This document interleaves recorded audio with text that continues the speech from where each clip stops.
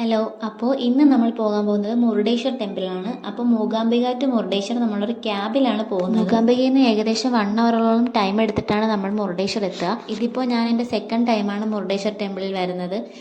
സത്യം പറഞ്ഞാൽ അത്യാവശ്യം നല്ല വലിയ ടെമ്പിളാണ്, ഒരുപാട് ഇതായിട്ട് കാണാനും ഒക്കെ ഉള്ള ഒരു ടെമ്പിളാണ്. അങ്ങനെ നമ്മൾ അവിടേക്ക് തൊഴുതതിന് ശേഷം നേരെ ഏറ്റവും മുകളിലായിട്ട് ഒരു കേവ് ഉണ്ട്. അതായത് മുരുടേശ്വർ ടെമ്പിളിൻ്റെ ഐതിഹ്യങ്ങളും അവിടെ എങ്ങനെയാണ് അത് ഉണ്ടായെന്നൊക്കെ ഉള്ളത് അറിയുന്ന ഒരു, അതായത് ഒരു കാരികൾച്ചർ പോലെയെല്ലാം ചെയ്ത് വെച്ചിട്ടുണ്ട്. അവിടെ എൻട്രി ചാർജ് ഉണ്ട് കേട്ടോ. അപ്പോൾ അത് നമ്മൾ ചാർജ് ചെയ്തതിന് ശേഷമാണ് കേവിനകത്ത് കയറ്റിവിടുക.